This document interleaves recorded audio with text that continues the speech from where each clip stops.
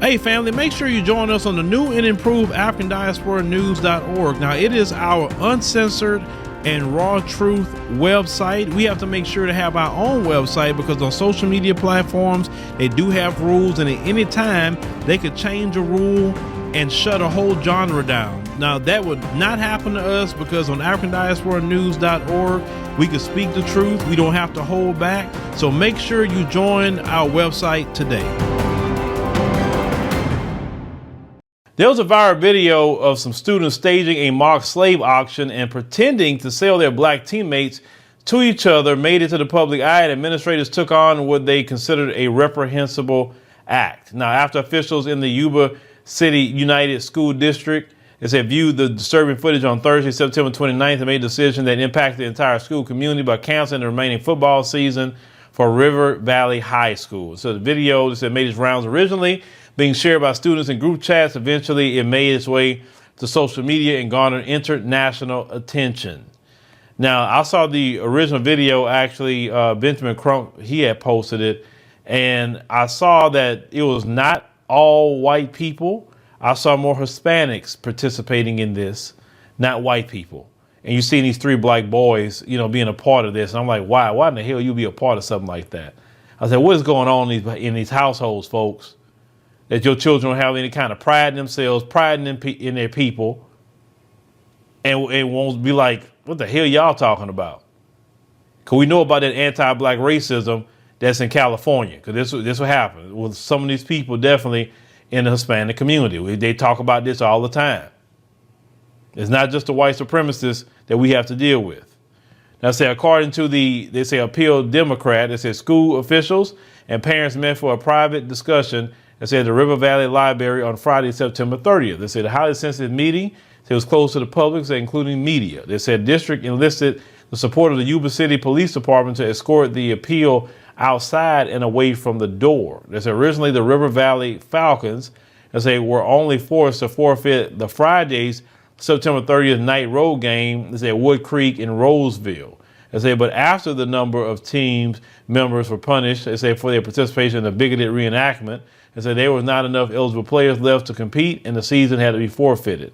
Superintendent Doreen Asumi called the video unacceptable and offensive. Asumi said the young people participating in the unfortunate, extremely distressing incident were blocked from competing, because they willfully violated the district's student-athlete code of conduct. So they also violated the student-athlete code of conduct, which they all signed and committed to follow. And that will not be ignored or minimized, according to what Asumi said in a statement. They said, as a result, we do not have the necessary number of players to safety field the varsity team and must thus forfeit the remainder of the season. Reenacting the slave sale as a prank tells us that we have a great deal of work to do with our students so they can distinguish between intent and impact. They have thought this skit was funny. But it's not. It's unacceptable and requires us to look honestly, and deeply at the issues of systemic racism. Now, Asumi, she's a woman of Asian ancestry, yanking football may not be the only disciplinary consequence that teams may face. Adding, that the school, will need to implement education, honest and open discussion and instruction. Ma'am, you cannot educate people on anything like that. That's something they're taught in their household. Now, they said that the River Valley High School technically has a 82%, and let's say non-white enrollment. I don't like the term minority, but 41.4% of the student body claims Hispanic or Latino descent. Asians make up a third of the student body. Whites make up less than 20%, and black students are a little over 1% of the student body. 1,859 of the popular student body. There's only 28 black students at the school. Black people, black people. What did I tell y'all about that? What did I tell y'all about putting y'all kids in schools or living in areas where black people don't have the numbers? They are completely surrounded, dealing with the anti-black racism that happens in these other communities. And you're going to put them in this school. Only 28 black students at a school, ain't no way I'll put my kid. If that's the only school my kid had to go to, they'd be homeschooled. I'm not doing it. I'm not subjecting my child to any of that crap. They say at this time, the district and site administration are working in earnest to identify lessons and programs to help our student body learn from the situation. Say when students find humor in something that's so deeply offensive, they say it tells me that we have the opportunity to help them expand their mindset to be more aware, thoughtful, and considerate of others. Now, Sumi believes the incident demonstrated one thing is into the Northern California city.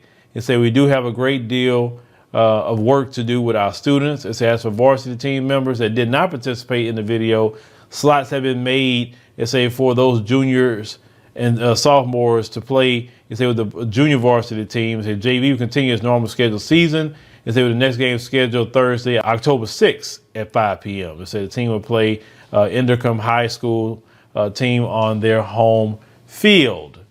But this anti-black racism and all that was taught in their household.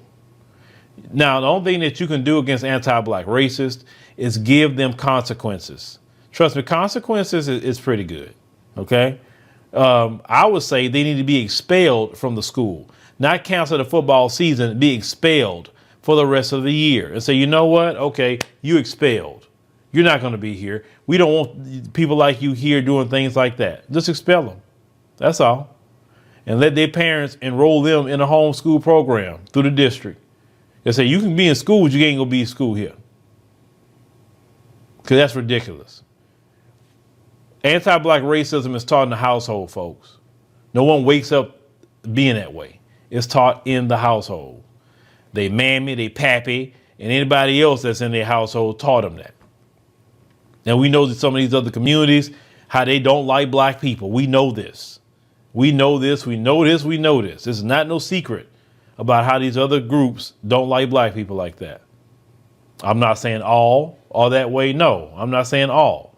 But there are people that don't like black folk. And like I said before, we ain't done nothing to none of them. Haven't done a thing. The people they love so much is the one that took their land, took their people, stole from them, stealing from them today. And they still love them to death because they can come over here and get a job from them. Black folks ain't done you nothing, but that's the one you have a hatred for. Okay.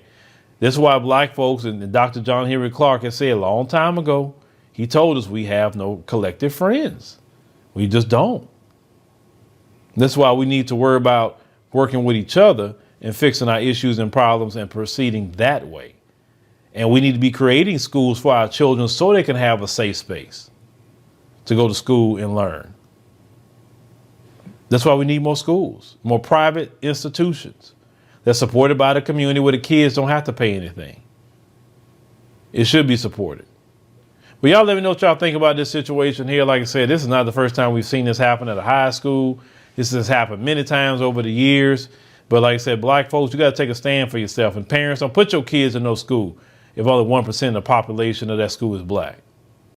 More Threads, a brand owned by a former teacher and Black American freedmen, use their apparel and more to teach hidden truths and Black American history. More Threads will address the lack of knowledge and negative images in our community.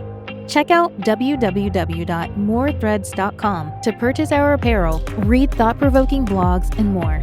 Sign up to have raw conversations and wear clothing that acknowledges, celebrates, and honors our lineage at www.morethreads.com.